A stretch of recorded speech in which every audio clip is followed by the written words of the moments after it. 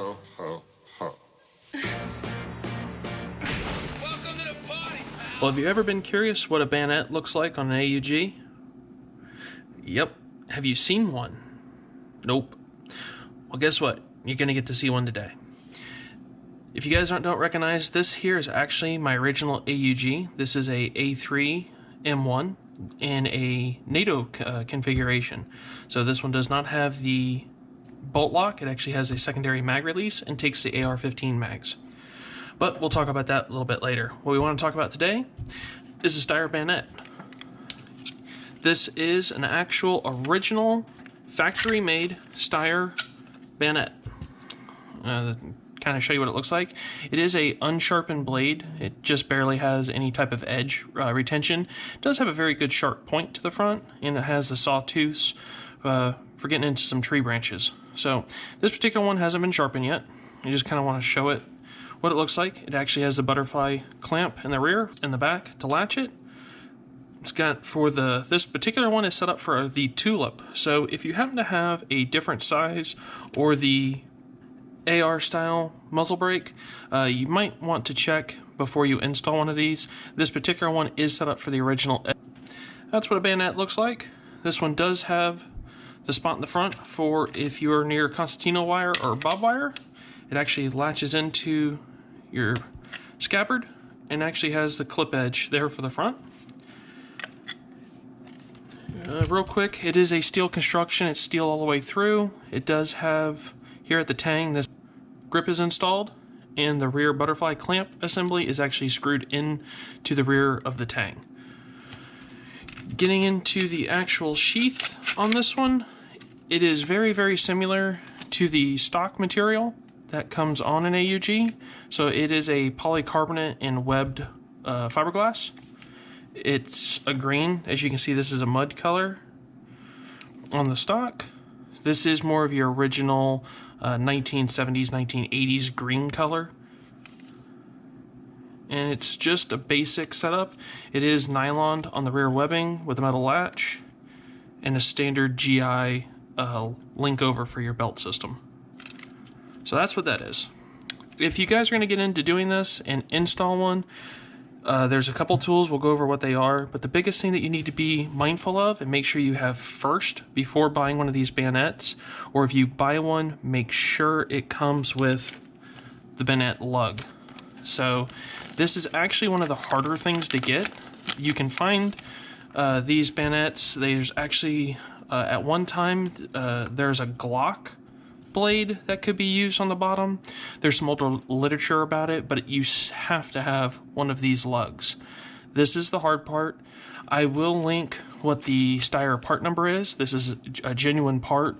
It was some old stock. So if you get into getting one of these, make sure you have this first. Don't take it lightly and buy the blade and think that you can just find one of these pretty quickly. I would locate this part first and then a blade.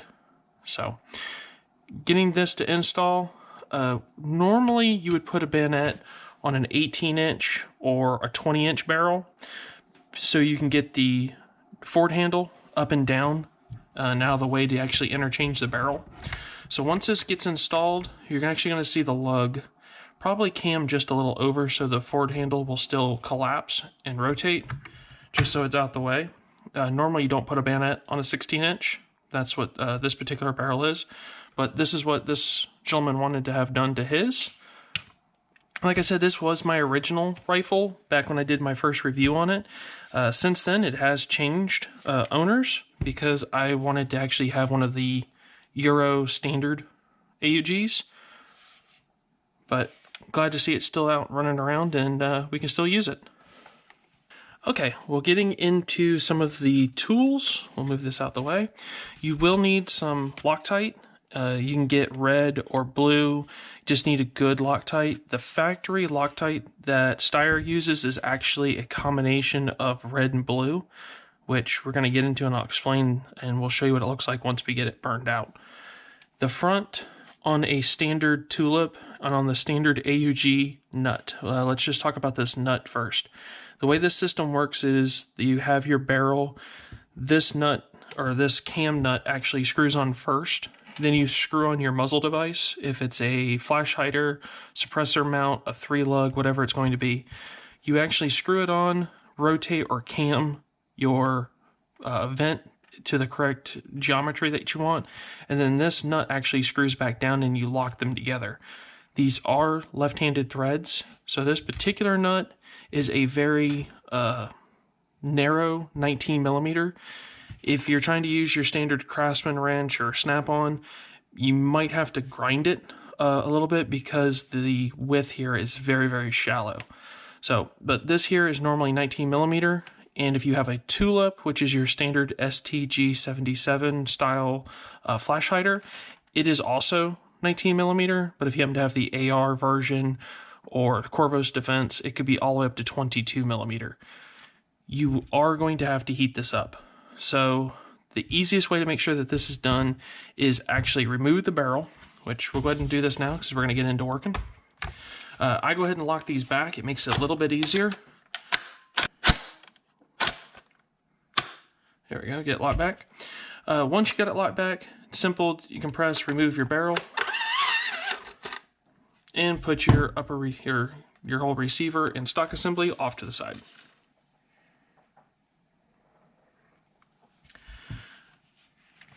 Okay, well, just working with the barrel. Easiest way to take this is to put it over a heat source. You can use a heat gun, you know, like a big hair dryer or a professional heat shrink gun, and warm this up. You can use a cherry tip or what they call a rosebud if you have a blowtorch, or if you have a very nice Bunsen burner, you can use it. What you're actually going to see me do, and I'll show you a quick video to what to look for.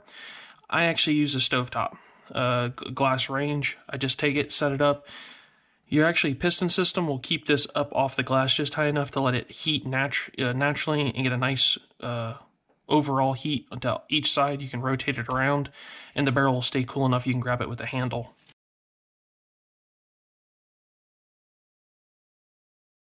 The armorer's guide for this calls for about 250 degrees before the Loctite starts to melt out. What you're looking for once you start to heat this is it'll start to turn kind of a white color. You'll see some of the oil come out of it and a light smoke come off this.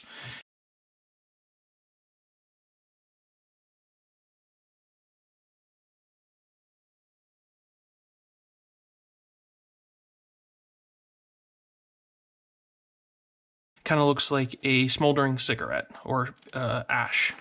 That's what you're looking for. Then take the barrel, reassemble it back into the receiver. So put this back into your rifle and use the rifle as a leverage point, so you do not want to clamp this in a vise or try to hold it with one hand because you're going to need two hands to remove this. Also, do not lock the end of the barrel into a vise and try to use it as a pry point. With it being hot, you could actually crush the end of it, or trying to latch it, you're going to mar this up. So once that's done, you'll put your wrenches in. Like I said, you're going to need to get them inside these channels, which are kind of narrow. You'll notice if you put a standard wrench, the wrench is going to try to go up onto the round side, so you're going to have to narrow down.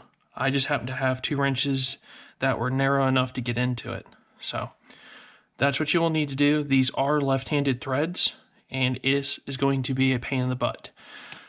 At this current time, this took me about 3 attempts to get this off, and I broke a wrench.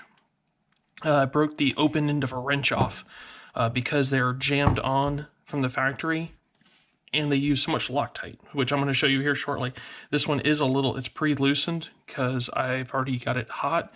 Took about 25 minutes of letting this warm up and then locking it back into the receiver and breaking this free. Like I said, I did break a wrench, so make sure you use a quality wrench on this so you don't want to slam a hand into a counter. Alrighty, so once you have this free, it is left-handed. So the standard, your barrel will be out. Like I said, it's a left-handed thread. We'll go ahead and unscrew off the tulip. Get that off to the side. Second will be this lug. This here is your actual lug, and you can start to see some of the Loctite and gunk. That's all your powder burn, oils, and whatnot from your AUG. We'll start to rotate this around. and you will just unscrew this all the way. Now this is going to be tight. There's going to be some grease and oil burnup that's behind this. Do make sure that once you've gotten it free, the jam nut and your muzzle device broke free, let this cool back down, because it being 250, 300 degrees will not feel good if you grab a hold of it. We're just going to keep taking this all the way off the end of the barrel.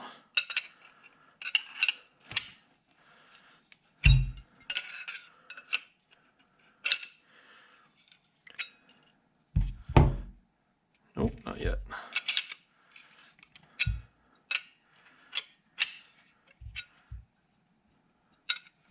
Here we go.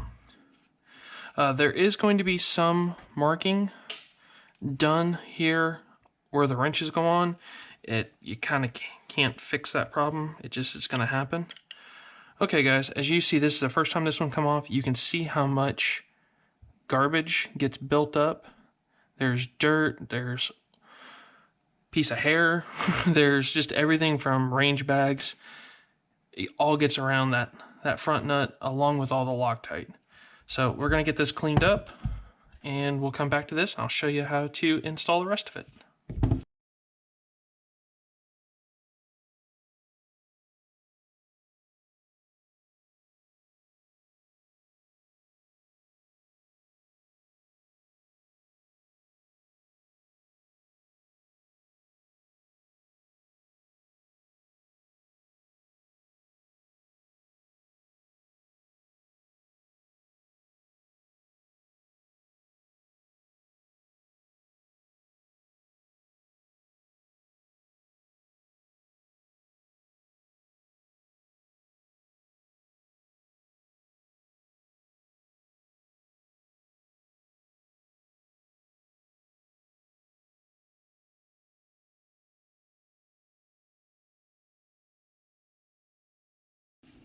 Okay, well, as you see, we got that cleaned up. All threads are now cleaned. I got most of the old Loctite. There is some that it's burned up. There's also some of the Melanox coating. That's kind of what this here is around the front. But we got the threads all cleaned up. So we'll get in here to installing the slug. Okay.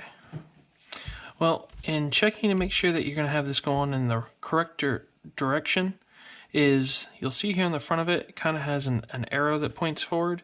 Make sure that you keep the arrow pointing towards the front of the barrel so that when you hook the bayonet into it, it'll actually slide over and latch. So what we need to do next is actually pull out the gas piston. If yours is stuck, or if you just want an easy way how to do this, backside of your rifle, pull out your swing mount, or I would recommend buy an extra one of these when you order or you get a rifle or if you come across one, because this works extremely well for when the rifle's hot. If you need to adjust your gas regulator, these are actually cut with these dimples besides going into your stock and holding in your receiver, your butt receiver plate or your shoulder plate. It actually goes here into the front of the gas piston, and you can pull down and rotate this clamp out the way. It makes it really easy, so try to keep an extra one of those on hand. Alright, we'll pull out the gas piston just so we don't lose any small parts. You can actually take the rear of this and punch out. Nope, this one has been ground down, so we'll just tap that out real quick.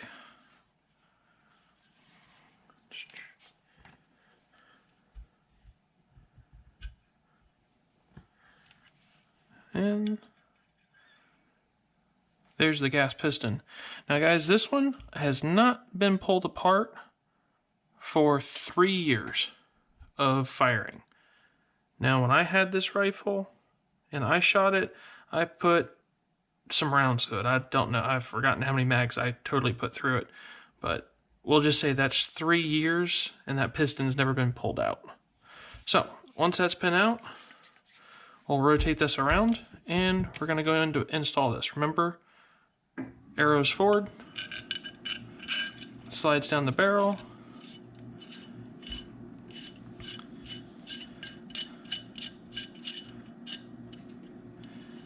It is fine thread, so let it seat itself, and then we'll get it ran in. Alright, well, we'll set it up right there. Now with that in, we'll double check the piston. And the reason that you had to pull the piston on this was because of the front stage, the latch actually will hit the piston due to this being the short barrel.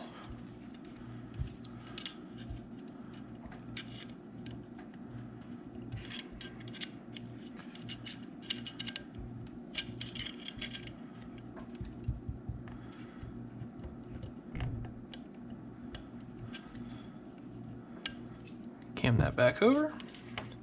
As you can see, it actually hits and interferes here in the front. So we'll make sure that the cam's out the way. We'll go ahead and set in our screw and nut.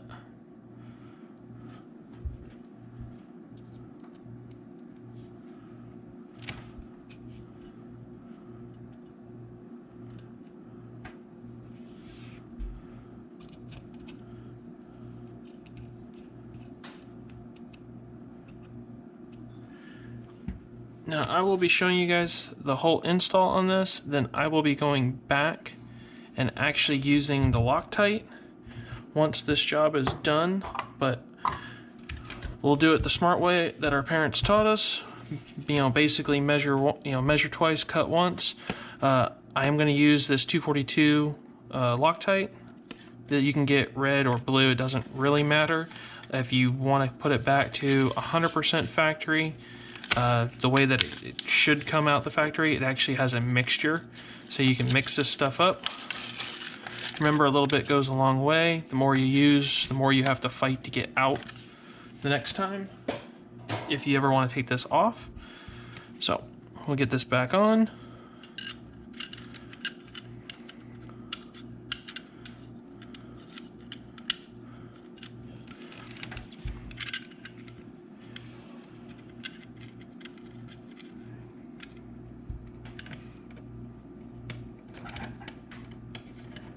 Just be mindful of your threads. You do not want to get anything cross-threaded.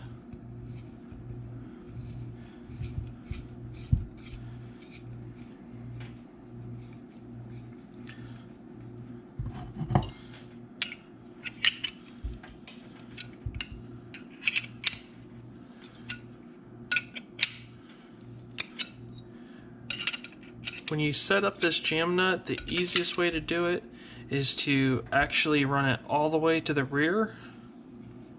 I'll show you that in just one second. We'll get this thing pulled around.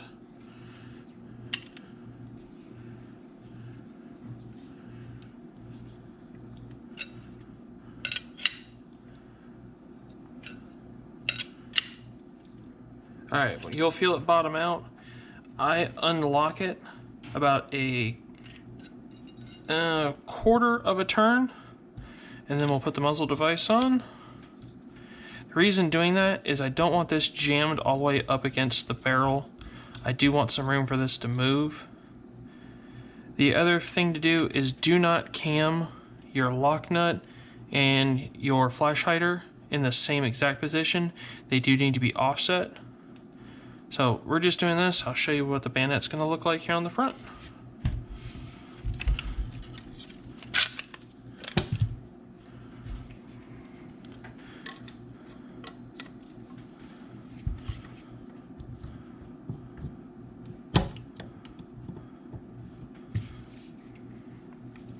And there we go.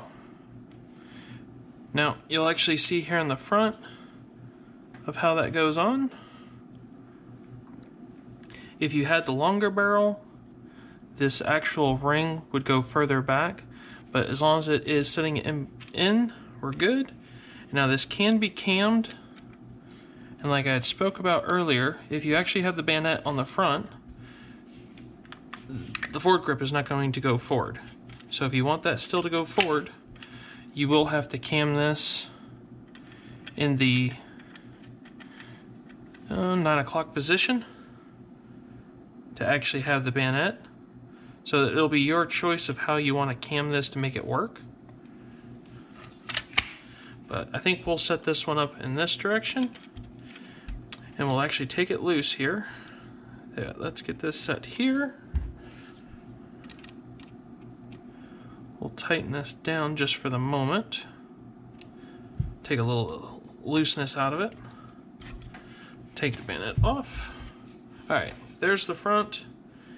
It's just a little bit lower than the piston, but we still want to have room to make sure that the piston moves, and we'll check the forward handle. It does hit, as you can see it hits there, but it does still fold up for transport.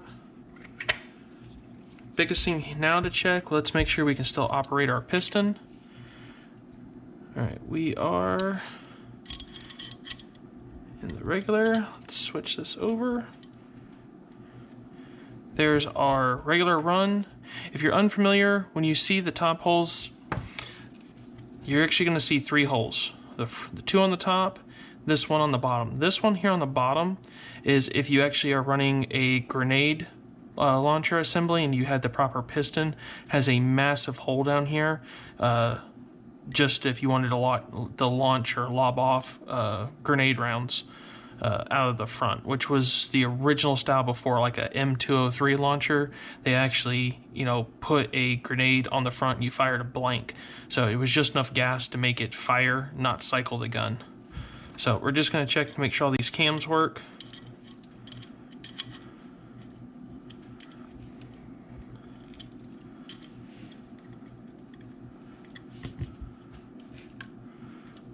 Rotate there. The larger hole will be your adverse conditions for fouling or low recoil, so it's not recoiling as hard. And then if you were to cam it over again, is your actual release. Also, if you're running a suppressor, you would probably run this in the adverse condition, or you'll actually need to get the suppressor, which will open up this hole here to help vent the gas for cycling. So looks like at the 6 o'clock position we're still good. We can still operate our gas, and that's what it looks like. Alright, well, you're going to get to watch me maybe a little high speed here of doing the Loctite, letting this set up. Once you have this fully reassembled and the Loctite's in here, do let it sit about 24 hours. I would not do this and instantly go to the range. Let the Loctite take its time to harden up, read the directions on the back. Each one's a little bit different. And also, if you mix the Loctites, I would add an extra couple hours just to make sure everything works the way it's supposed to. Alright guys, well I hope you like it. We'll have some pictures towards the end of this. If you have any questions or specs you need to know about or want to know, leave them in the comments. Tell me what you think of the video, and we'll see you next time.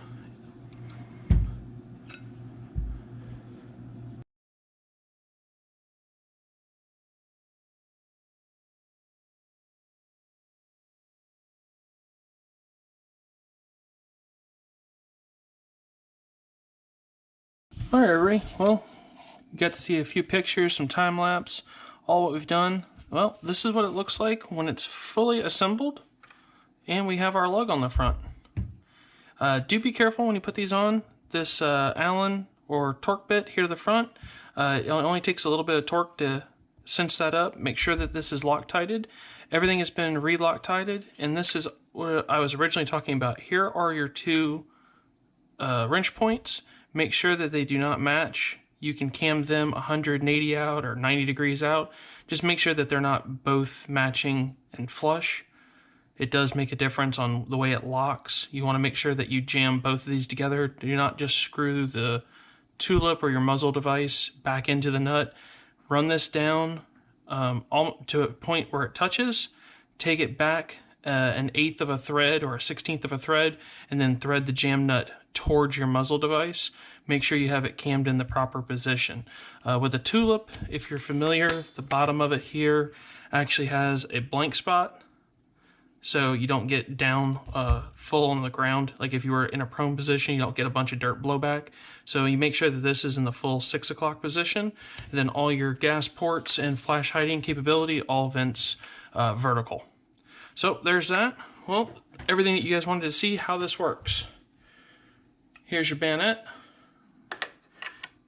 Kind of goes on the front, and latches in, and that's it. We'll put up some cooler pictures to kind of show what it looks like. It's kind of too big for my table, but that's the forward view of it. And we'll post some pictures up to show what it looks like when it's all assembled. But that's it. And the forward handle only goes to about a 45-degree angle, so you still cannot grip to the front because you'll get your hand in the way. So when the bayonet is attached, it is strictly in a fighting position this way, which I would think you'd want as much leverage. You might even want to grip the rifle further to the rear. Not being proficient or knowing exactly how this is you're supposed to use it to fight. It is not like an AR system with a bayonet, but it sure does look cool. Well, what are y'all's thoughts? Think it's good on a 16-inch, or would you prefer this on an 18 or 20-inch barrel? Guaranteed, if you don't want to sling it, you have this on the front. You can sure the heck stick it into the ground and keep your rifle up out of the dirt. Well, that's it. Hope y'all like this install video, what it is, how it works, and we'll catch you next time.